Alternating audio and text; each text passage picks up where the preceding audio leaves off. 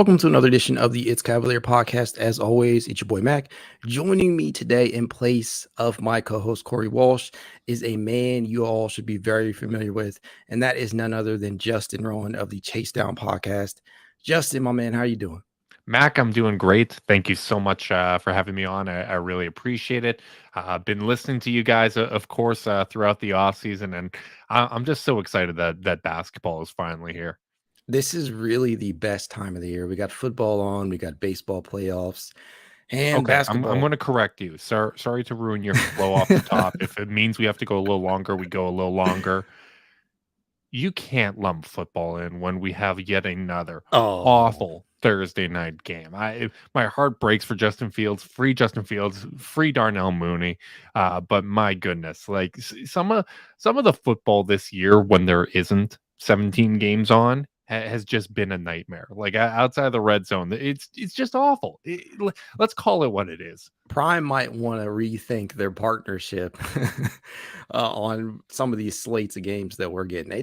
I don't know. It just never seems to really come all together on Thursday night anymore. It's so weird.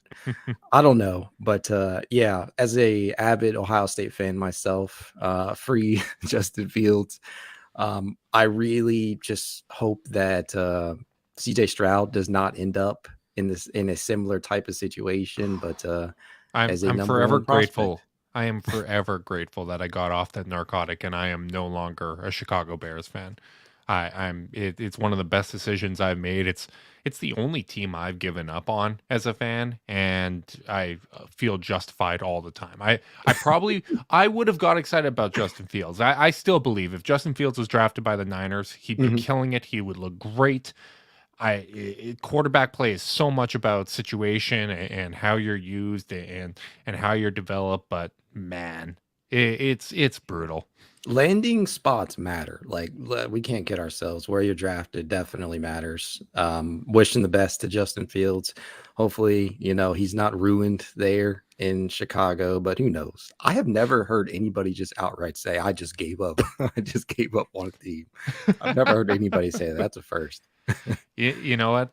Sometimes you have to prioritize your own mental health and your own well-being. And you know what? Like especially as I dove more into Cavs coverage, and I'm all in. I've dropped off some of my other sports habits. I've even taken a break from the Winnipeg Jets because they've just disappointed me, and I just don't have the same free time that I used to have. But you know what? It's definitely a decision that I do not regret. Yeah, you do have to prioritize that, or you go crazy depending upon who your team is. Yeah. So far too often, man, we hear the words "it's only preseason" or "take it with a grain of salt" in reference to a player or team's performance. Throughout the preseason, whether it's good or bad. And with that said, this team has gone 1-2 in its first three games, and we've seen some really good things, and we've seen some not so good things out of this team so far.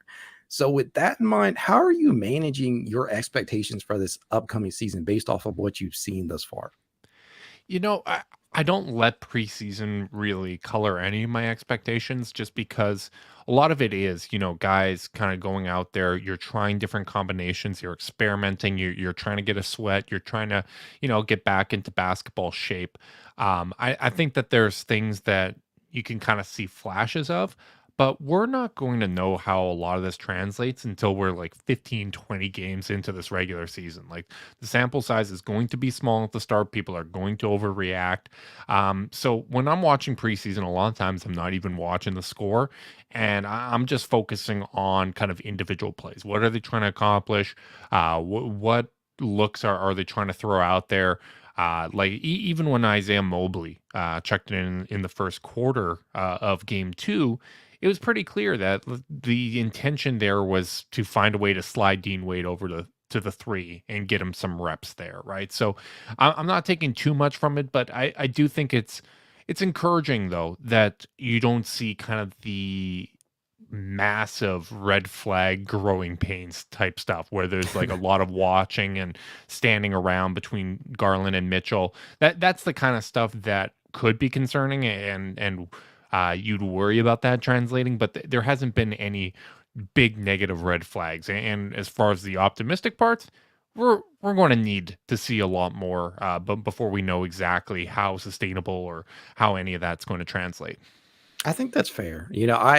I tend to wear my emotions on my sleeve a lot, and that shows on social media. For those of you out there who follow me, I'm either really high or I'm really low in regards to some of the individual performances when it comes to this team. I try my best to kind of separate the reality that this is preseason, but it's really encouraging in some cases to see a guy finally break through or a guy finally get his shot. And one of the things that me and Corey have been talking about recently with Evan Mobley missing the first 3 games of preseason is other guys getting opportunities, and whether that be to showcase themselves for the Cavs in that last roster spot, or two-way if anybody gets converted, or for another team who may be watching, because let's not kid ourselves. This is a time of season where GMs and scouts are really evaluating whether or not they can pick off players who may be let go at some point. So for me, I really just try and not to put too much stock into this, but we just can't help it sometimes. Case in point, Isaac Okoro yesterday had a very encouraging performance. Yet I've heard so many negative things this preseason from a lot of fans who just do not consider this guy starting material. Mhm, And then you have other guys who really just have not had a good showing at all. And in my opinion, a guy like RJ Nimhart, um, mhm. who I'm pretty done on. But with that being the case, man, who has impressed you the most through this 3-game stretch? Whew. Um, so impressed the most just in general, I'm gonna Mhm. say Darius Garland. Like, it is still clearly his team. Like, he's still got the keys. I love how assertive he is.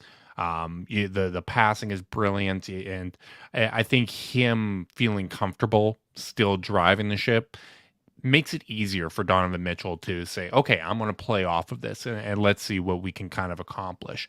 In terms of other guys that kind of stand out relative to expectations, I think Karis LeVert's looked great. Like, it's nice to see him coming in healthy and committing to being that connecting piece. I don't feel like he's going out there and stopping the ball a lot unnecessarily, making quick, kind of smart second passes, and doing all the kind of little things that you would want to see out of him as a teammate. So I've been very impressed with him. And I mean, Isaac Okoro, like, if people don't think he's starting caliber, the counter to that would be he started a lot of games for a really good team that was close to the 1 seed, but before all the injuries hit. I understand the frustration at times, and I think a lot of it does come down to expectations with him being the fifth overall pick versus someone like Lamar Stevens, who is undrafted, and everything he gives you feels like a bonus because you're not really expecting that. So when it comes to Okoro, you kind of have that push pull where defense is so subjective, and a lot of people kind of view defense as something you either do or don't do, and it's not discussed with the same nuances offense. And I mean, there's times that I get frustrated too, right? Where because when you see those flashes, he can bring more to the table, and what we want to see is those moments where he looks good offensively become more frequent. And I Just need think some damn consistency. That's all we need. exactly. And it's one of those things where I don't think we're going to see it right off the bat. I don't expect him, whether he's coming in off the bench or starting. I don't expect him to be a 15 point per game player because Garland, Mitchell, and Mobley are going to absorb a lot of those possessions. But what he needs to do is be similar to Jared Allen, where even on nights like last night, where Jared Allen only had like 5 field goal attempts and 8 points, you still felt his presence the whole time he was out there because he's hitting the boards, he's blocking shots, he's 5 setting blocks last screens, he's night. Jeez. being active, and that's what Isaac Okoro needs to do. Everyone's going to focus on the 3 point shot, and like that percentage and the number of attempts is going to be the only thing a lot of people grade him on. But what I want to see is that constant activity because he can bring more than just that to the table. I think that's fair. Like, I think we all at the end of the day, in our heart, we want Isaac Okoro to succeed. This is a guy who was drafted 5th overall. He has loads of potential still. I feel like there's a lot of untapped potential in there. I think a lot of this has just been, him maybe not having the confidence at all times and maybe being put into a box far too often throughout the beginning of his career. Mhm. But on a team that's structured the way that the Cavaliers are, especially this season, you don't need the guy to put up 15 to 16 points a night. Like you said, you just need him to go out there and do what he does best: defend, make the most of his opportunities when he has an open shot. You want to see him continuously move, via cutting, finishing, things of that nature, and you want to see him move the basketball and just keep things flowing. The points will come. I truly do believe that. I think the 3-point shot, although we saw, a modest improvement in terms of percentage from last season, although at a lower volume, I really do feel like we really could be heading into the best season of his career. Now, what that looks like from a statistical standpoint is anybody's guess on this team and with the pecking order that we might see. Yeah, and honestly, I think you're selling it a little short when you say modest improvement. Like 6% is pretty substantial, right? Like That's true. if he shoots 35% again for the season, but it's on a higher volume, I'm going to feel pretty okay about that. But like when Carter and I would debate last year about if you could add a handle or a jumper to Okoro, we said we leaned handle because his ability to kind of, attack and finish at the rim, all the other kind of stuff that he does as a connector is really valuable. You can look at someone like Jimmy Butler, who doesn't have a good 3-point shot, but still has gravity because of the way that he's active. You have to get up on him because he's such a physical wing, and I mean he's a player in the same mold as Isaac Okoro, right? A late bloomer, good body, great defensive player, has a high motor. And when it comes to Isaac Okoro, like after December, he shot 40% from three. Like the percentage was there. What I want to see is when there are open looks, I don't want him passing that up.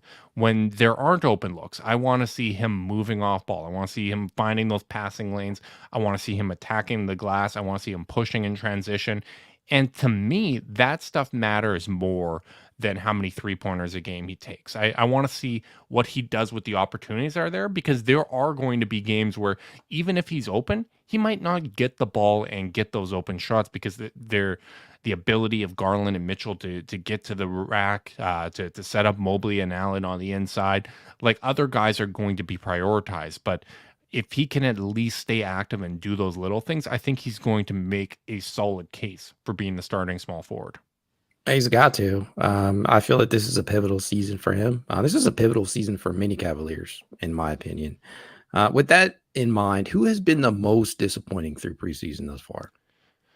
Um, you know what? I would say relative to expectations, Lamar Stevens. I was hoping to see maybe a little more growth, and I think it's important to remember at the start of last season, Lamar did not look good at all. There was that game, I believe it was against the Clippers, where it was just kind of disastrous, where he dropped a few passes, blew a couple layups, and Yeah, I think that was wasn't that the Lakers it game? was one of Yeah, those LA yeah. games. I remember that. And at that point, like I was done. I was like, you know what? Like he was a fun story the previous year, but man, he looks rough. And maybe the interesting thing about when you get into the start of preseason is you work on so much stuff throughout the offseason, and you're working with a trainer. You're usually doing kind of like one-on-one drills and all that kind of stuff. And then all of a sudden you get back to that team concept and you're playing against NBA players, and it's at a different pace. Even in preseason, it's at a higher speed than what you're doing throughout the offseason. And sometimes you're thinking a little bit too much, and you're a step slow in your decision making. So I wouldn't write off Lamar by any stretch of the imagination. We know he can get his way out of a funk.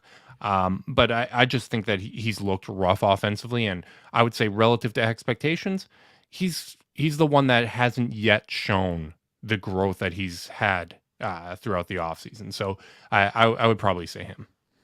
Yeah, I think that's fair. Like, just a few days ago, me and Corey were talking about, hey, this is a guy that we wish JB would like play earlier in the preseason. And I guess this is probably the plan to have him, in the latter games of the preseason Yeah. go in a little bit earlier. And he lays kind of kind of a dud last night, at least offensively.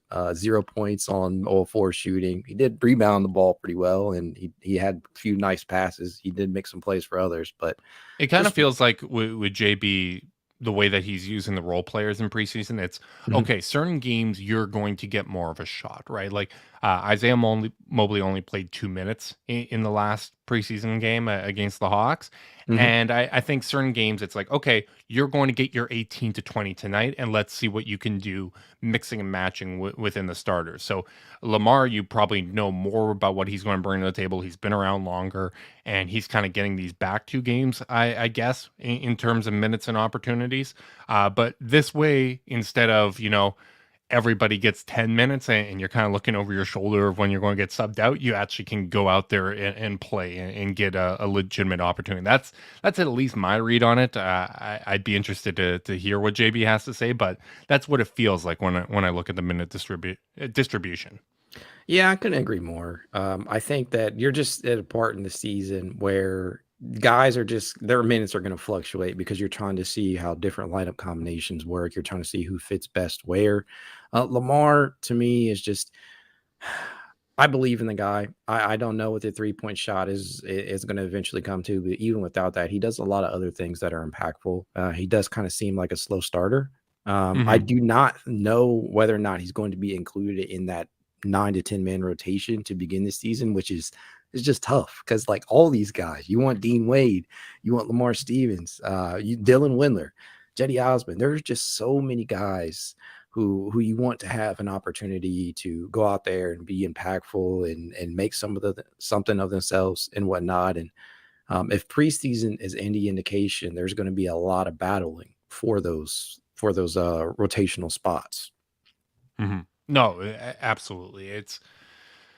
I I think it's tough too because even if you look at the opening night rotation, I don't know if Howell Neto is going to be in it, right? Like even though he's the backup point guard, Mhm. like if you're trying to create minutes for Karis LeVert, Isaac Okoro, Dean Wade, Jetty Osman, and hey, maybe even Dylan Windler, if he's healthy, right? Like there's only so many wing minutes available, and unfortunately, I think that means that someone like Lamar's probably on the outside looking in. Like even if you're talking about third string power forward minutes, I would probably lean Dean Wade over Lamar Stevens because he's 3 inches taller. I think he's more naturally equipped to play that position, even though Lamar's a little bigger and stronger. Mhm. So I definitely feel like he's going to be on the outside looking in. But the nice thing is, you do know that he has stepped up in the past. If there are injuries, if there is a need for him to play, he can go out there and he can play hard and defend forwards pretty well. Gets a little shaky if he has to guard any guards or wings that are a little more crafty with their playmaking abilities, but he's at least a nice depth piece to have, and I'm happy he's on the roster. It's just start of the year if they're fully healthy, I think he's on the outside looking in. Yeah, there could be a lot of guys that end up just kind of looking sad on the bench. Will be cheering on their teammates and whatnot, nonetheless. But that's just the reality of the situation with this roster. And in my opinion, I feel like this is a much deeper roster. Although, when the offseason first started, nobody would have guessed that the Cavs would have ended up with Donovan Mitchell, Colin Sexton, Lowry Marketing, Ochai Abaji would not even suit up in a game. There's just been so many changes, and I feel like this team is in a much better spot than it was last season in a couple of key positions, and having that depth is important. Mhm. Is there a player who just hasn't had a good showing so far that you believe will actually be impactful once the season begins? Whew, that's I don't know who would even fall into the category. So who do you has kind of stood out that you don't think has looked kind of impactful or has kind of had a rough preseason that you foresee being in the rotation? Now, I won't say necessarily that he's looked rough, but I thought we'd see a little bit more, and maybe this is just out of the lineups that he's played in. That's Robin Lopez. Mm, I wanted to see a little bit more out of him, but I mean, this is probably not the best time for him to be impactful, to be honest. And I'm not even sure if he'll be in the rotation. yeah. Another guy Yeah, who just exactly right. And veterans in preseason, it's so hard to tell. Have they taken a step back, or is this their 15th preseason and they're kind of going through the motions. Like Rolo can still set a hell of a screen and like Those hook even it. shots, man. Yeah, you saw Frollo out there. Jared Allen had the little hook shot and then pointed to Lopez on the bench, which was a lot of fun. Yeah, like even if he's lost a step, like I still think that he's going to be able to go out there and set some screens and do things that are helpful relative to what we got out of Ed Davis when we needed to play him. And the other thing that I'm curious about is if Rolo is playing some backup center minutes, does that come alongside Evan Mobley? Because if Rolo's lost a step on the defensive end of the court and Mobley's out there, we know that he can go out there and cover for a lot, right? Like he kind of plays in that Robert Williams type defensive role where he's a free safety. He's going to come out of nowhere and blow up a play and disrupt the offense. So that's going to be a little different than when he's out there playing with the reserves in preseason. So that'll be an interesting thing if he is in the rotation. But kind of anticipate on most nights it's going to be similar to last year where Evan Mobley is functionally playing as the backup center and just kind of gives the Cavs a different look in those minutes. For sure, it could be like a situational type of situation, I guess. Best way to put it. You could see a lot of these guys be plug and play and matchup based. I think Robin Lopez is no different when you're facing more of a traditional center and you need somebody who can go out there and clog up the paint a little on their end. That's just one of the guys that you could throw out there. I feel Mhm. has somewhat of a really fun energy about him. You just love to see that guy out on the court and whatnot. But yeah, who knows if he'll actually figure into the rotation.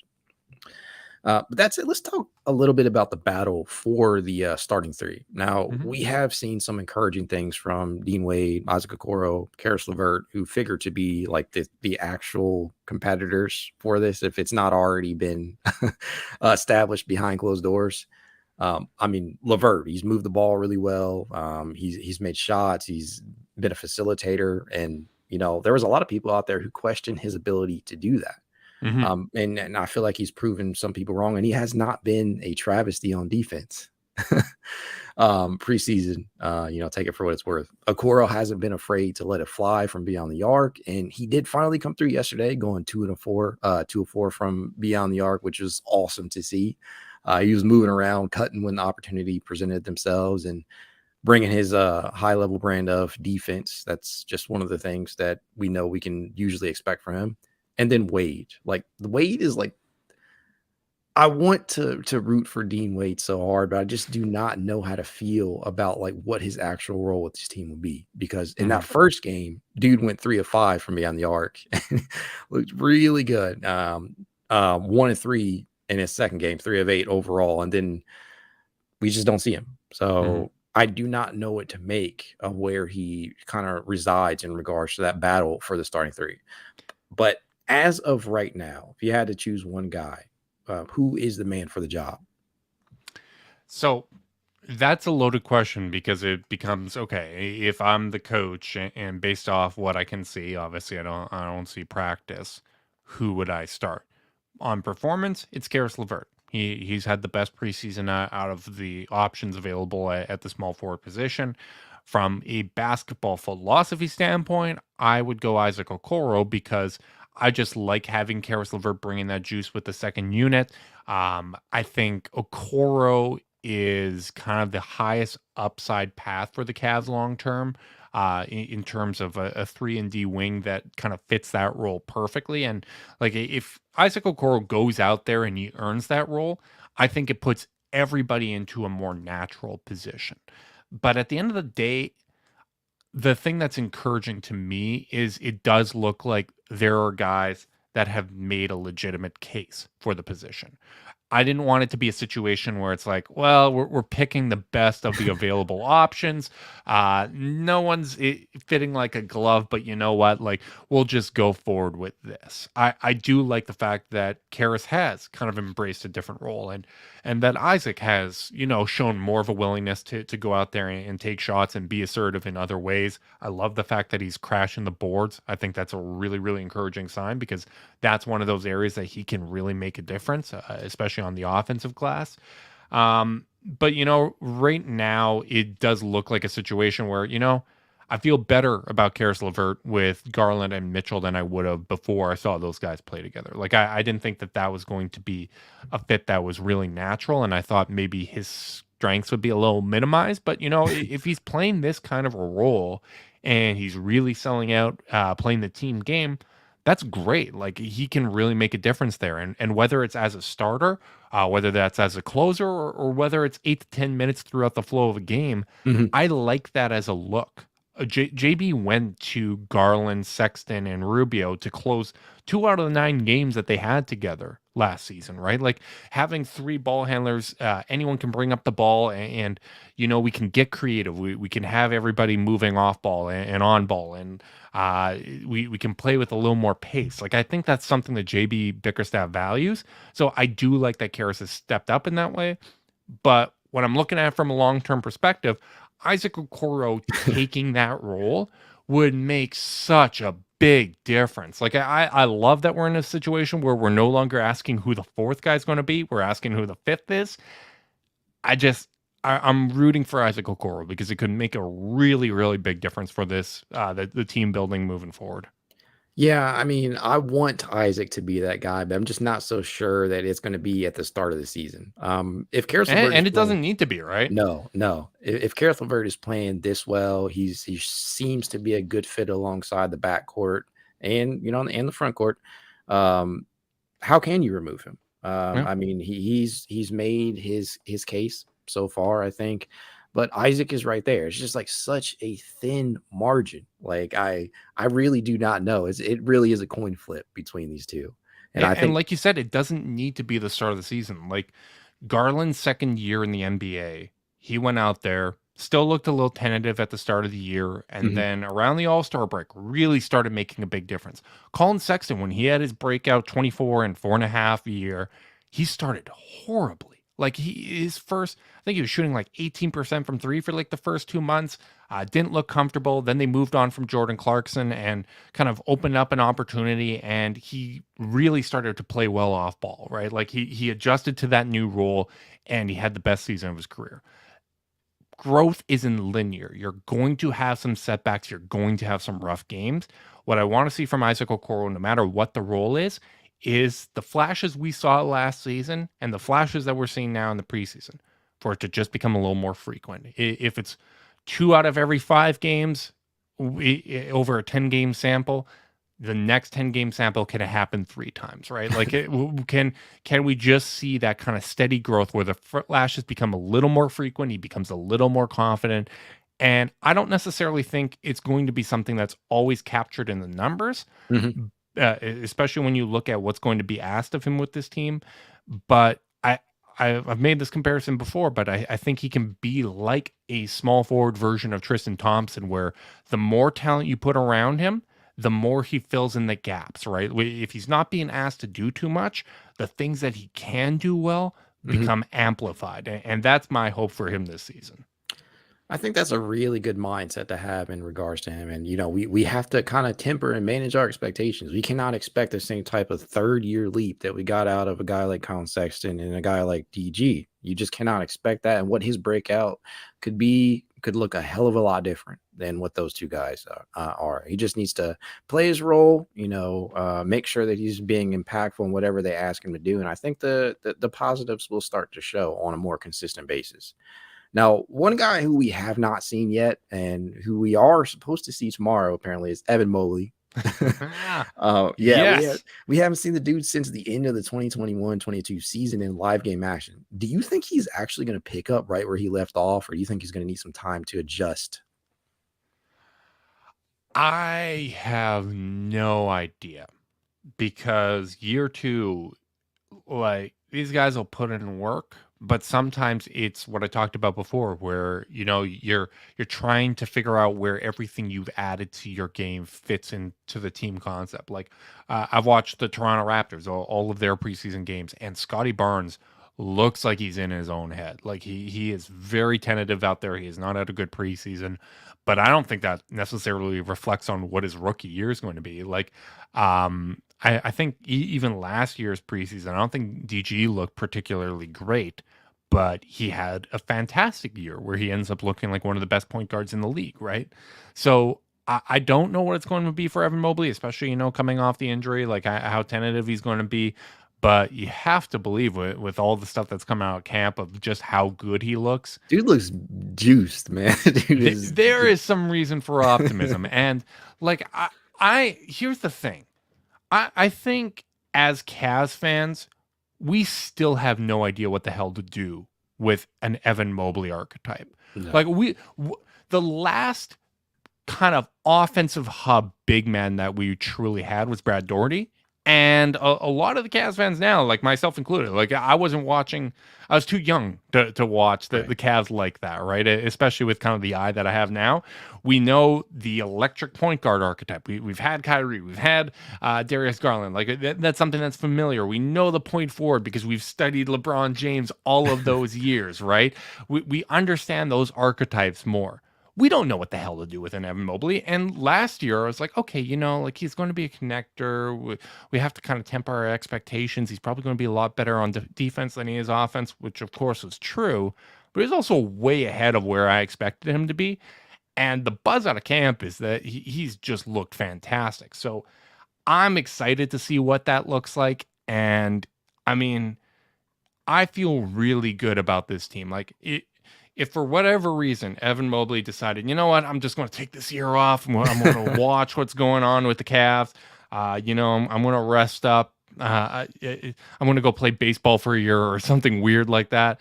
If he took the year off, I would feel really good about this Cavs team. Like they look great in preseason. I like what Garland and Mitchell can do together. Allen's an all-star. They have some good depth around them.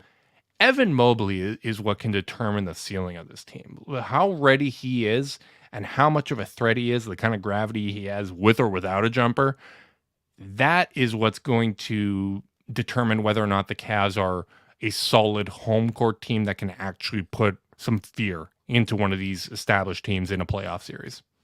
That's an excellent way to put it. What is the over-under, do you feel, that he makes the All-Star game this season? Ooh, I don't feel great about it. He may deserve it, but I just feel like Garland and Mitchell are going to get a lot of that attention. Like I think both of them are going to have the best years of their careers in terms of like efficiency. Like Mhm. neither of them have played off of someone like the other one, right? Like it's truly like so damn exciting. Like they put up 23s in last night's preseason game, shooting them both at 40% clip. Like you don't see that with a lot of backcourts. Like you see that with Steph and Clay, but Mhm. Clay wasn't going to dribble. Like prior to his injuries, like we were talking about like 7 dribbles in a game. There wasn't the threat of, oh, we have to close out on this elite 3-point shooter and he can also put it on the floor and is an elite playmaker that can create for others, right? Like that is a completely different dynamic, and I'm so excited for what that is going to look like. Like I think those two together are going to be awesome. And unless the Cavs are like the 1 seed, it's going to be hard to get 3 all-stars. Like I think JA is probably going to get the short end of the stick.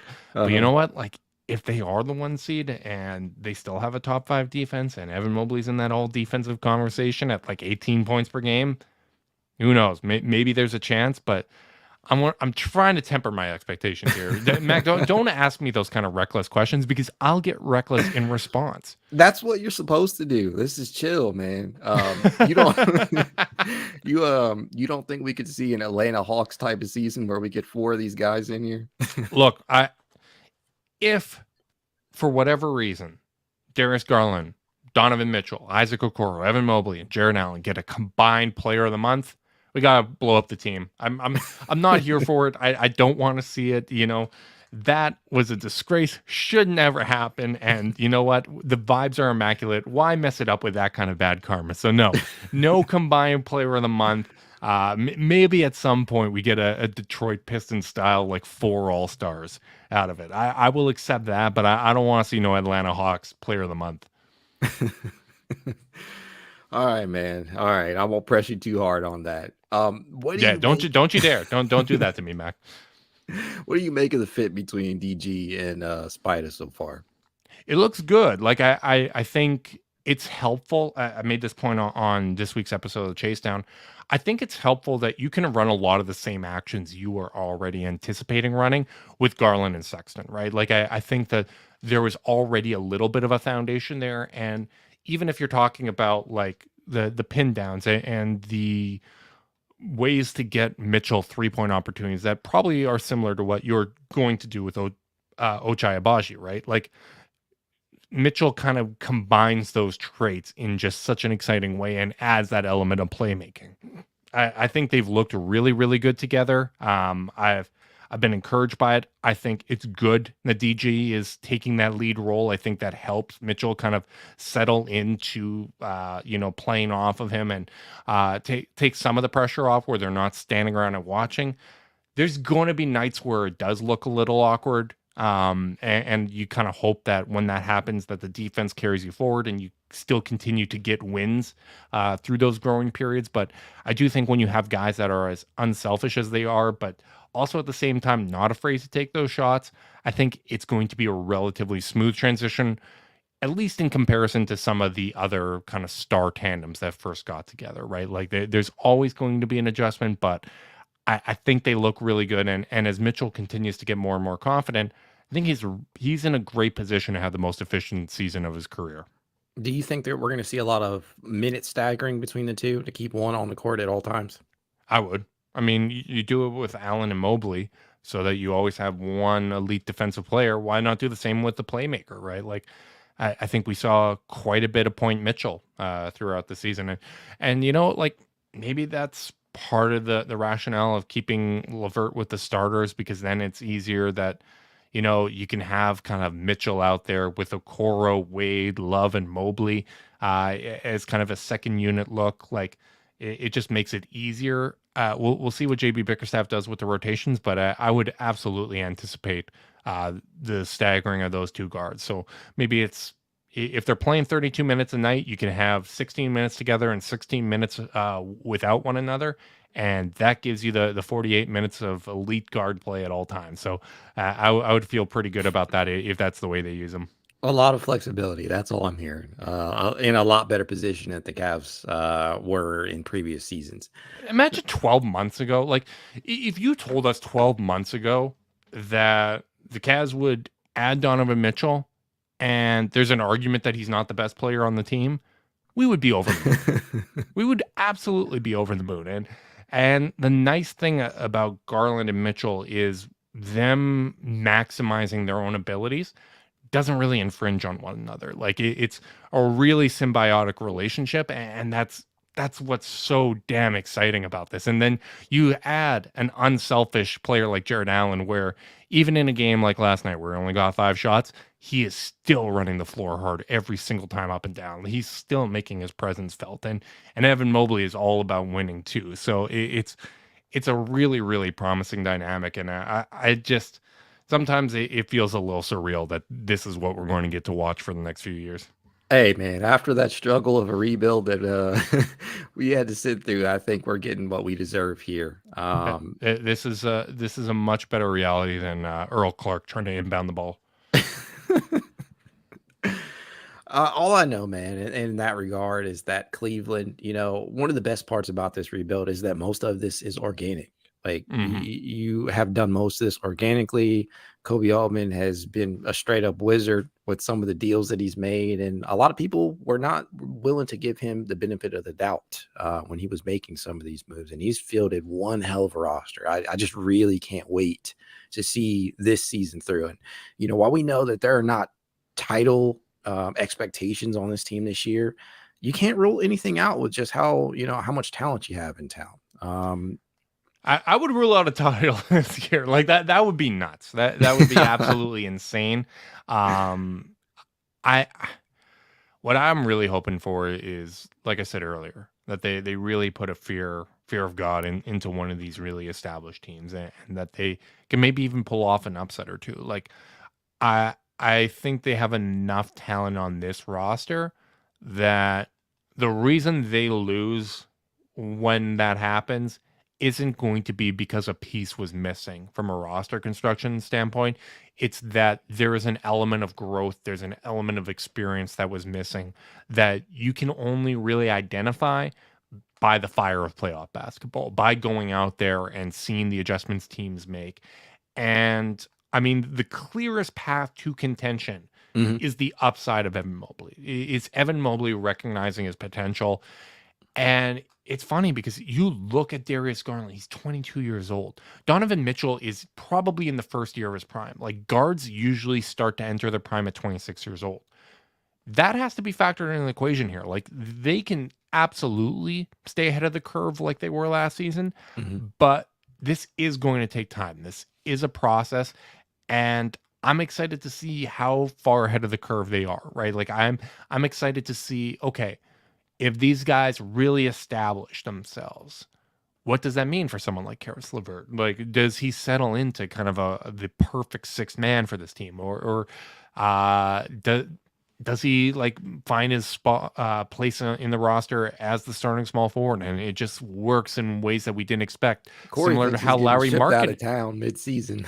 Yeah, right. Or like we didn't expect Lowry to work last year at the small forward position, so I try to keep an open mind because you never know. Like I there's in basketball discourse, there's always the extremes, right? Like Mhm. there's there's the ball don't stop where it's the passion, it's the pull up, hezzy Jimbo, all that good stuff, right? Then there's the other side where it's just numbers, right? Where every player is a net rating, and we have to get these guys in the right combination. And if we just get the most amount of positive net ratings and RPMs and all that kind of stuff, then all of a sudden you've built a championship team. Guys aren't static commodities. Like even watching the Redeem Team doc, how Chris I was Bosch just watching that today, man. I haven't finished it yet. how Chris Bosch recognized, okay, what's going to be asked of me is to contribute more on the defensive end. And I haven't really done that to this point in my career, but I'm going to step up in that way. Like guys, they're humans, right? Like and the excitement of this opportunity is probably not just felt among us as fans, it's felt amongst the players, right? Like Karis LeVert in a contract year. This is he Motivation. probably as much as you want to like go out and get the bag for yourself, he probably recognizes the interested teams in the free agency market aren't necessarily going to be better basketball situations. Like Cleveland is already now one of the better basketball situations, and a team with a lot of cap space to throw money at Levert Mhm. probably isn't going to be, kind of in the mold of a future contender. So he probably wants to show, hey, not only do I want money, I want money for this team because I can fit into the role you need me to accept. And even Donovan Mitchell, like the fact that in his press conference, he's talking about, hey, this was a team that won 44 games and should have won more if they weren't blown up with injuries. I'm not here to make this my team. I'm here to enhance what was already in place. I'm here to play better on the defensive end of the court, like I did in college in my first 2 years in the NBA. I'm here to play off of Darius Garland, like all of that stuff. I'm excited to see kind of those individual journeys for each of these players, and to see how they kind of step up to the plate when it comes to the opportunities that are afforded to them with this roster. As they say, the journey is the best part, to be cliche. But I Hell yeah. mean, we This is we the most fun. This is the most fun. Like we know the pressure of the championship basketball. Like that 4 years, that was we didn't have. rough.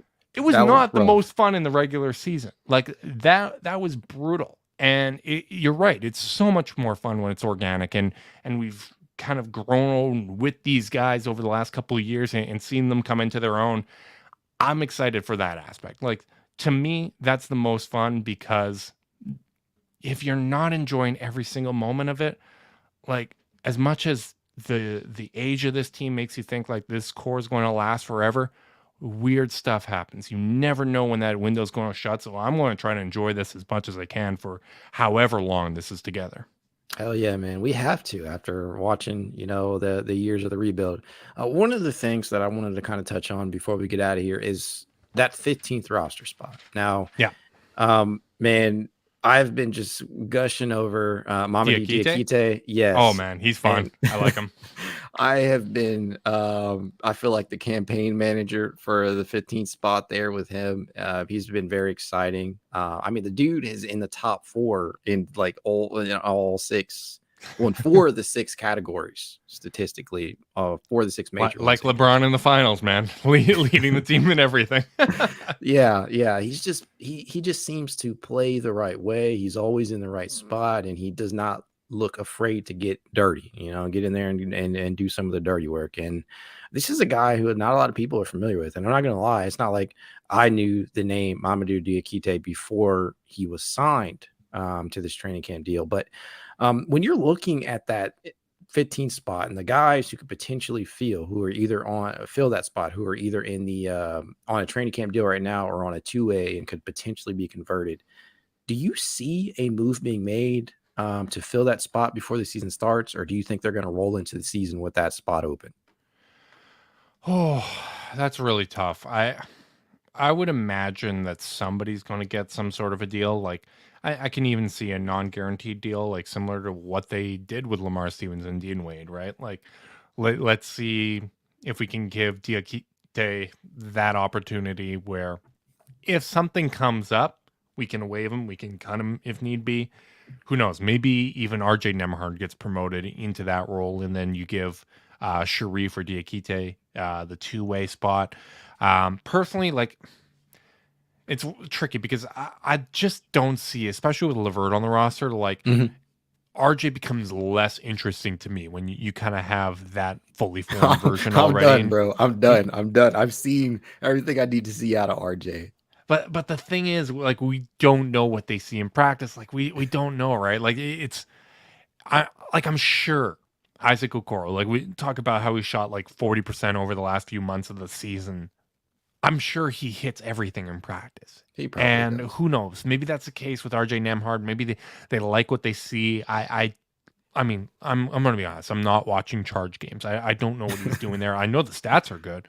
But that decision making process, you kind of have to give him a little bit of the benefit of the doubt. But like from me as an emotional fan standpoint, I'm like, okay, like let's get rid of RJ. Let's have Diakite on a non guaranteed deal with the big club. Let's send Sharif to the charge so that the boys can go watch him and Isaiah put in work throughout the G League season. Like that's the way that I lean. But yeah, you do have to kind of acknowledge, hey, we don't have all the same information that they have, and you kind of have to trust because they've made these good moves on the margins over the past. Like Brandon Goodwin was not something I expected last year, and he filled in that role admirably, right? Like Dean Wade and Lamar Stevens. We wouldn't have really known what those guys were when they were first brought on to the roster and kind of given their opportunities with the charge.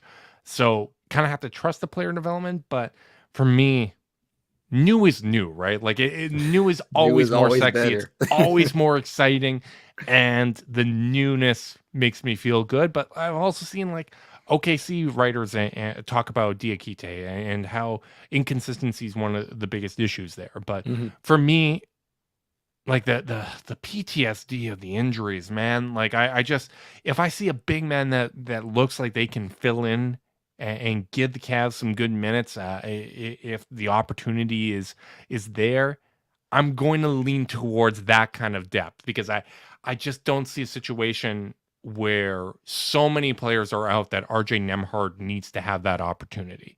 Like if that many players are out that RJ Nemhard needs to play, it probably doesn't matter what he's going to bring to the table. They're probably going to be screwed at that point. Just the body to throw there. Yeah. If the Cavs do not sign this motherfucker, I do not what I'm gonna do. I'm gonna lose it, dude. If they don't sign, if they don't, if they don't sign Diakite after witnessing the sheer amount of injuries last season and how important that could be, especially at that position. I mean, this is a dude who's mobile. He's out there. He's playing defense. He can space the floor to a degree. Um, This is I this don't is know. what I love about the preseason, and this is what I love about fandom in general. The fact that like the conversation about the 15th man on a roster that we just love the depth. it just elicits this kind of emotion where you're like, "Come on, if it's not going to Diakite, I'm going to lose it. I'm going to punch a hole in the wall." Like it's so absurd, but also like I recognize that I see me and you there. Oh man. Yeah, I mean, we're just in when we're talking about the impact that a 15th man could have, you know that we're in a good spot. You know that we're in a good spot as a team, and I really like 3 to 4 seasons back, I did not expect the Cavs based off of previous experience would be this good this fast. This has been one hell of a rebuild. I do not consider the team to be in a rebuild stage anymore. Although I don't think they're contending yet either. I think they're in that weird in between We're in stage the right build, now. baby. We're Mm. we're building up. It's just a great spot to be in as a Cavs fan. With that said, like we always tell you guys, if you like to be added to the It's Cavalier exclusive Discord chat, you know what to do. Leave a rating, leave a review, send a screenshot of said rating or review to it's cavalier53 at gmail.com. Make sure you go out there and subscribe. If you're watching this right now, oh man, what do we do? What do we do, Justin, to continue to manage our expectations here with such excitement and such just all this young talent around? I don't know how to contain myself sometimes. Do what I do, man. I watched the games with my emotions on my sleeve, and then I compose my thoughts. Like I take my game notes throughout the game, but like that's why I watch a second time because the first time through, I'm watching the ball a little more than I should be, right? Like if you're really trying to figure out what's going on, half the time you can't be watching the guy with the ball Mhm. when it comes to watching the NBA. But like I'm living in the moment. I'm enjoying it. I'm rooting for all the guys. But like a lot of the time I need that second watch through to just kind of collect my thoughts. And then it is helpful that we don't podcast right after games too, because sometimes like the emotions are running The so hot that filter comes I off. there's too many thoughts that go on in my head. Not, half of them are complete nonsense. And it takes me a little while to kind of synthesize that down into something that's actually consumable. I hear there, man. With that said, go Caps. Absolutely, man.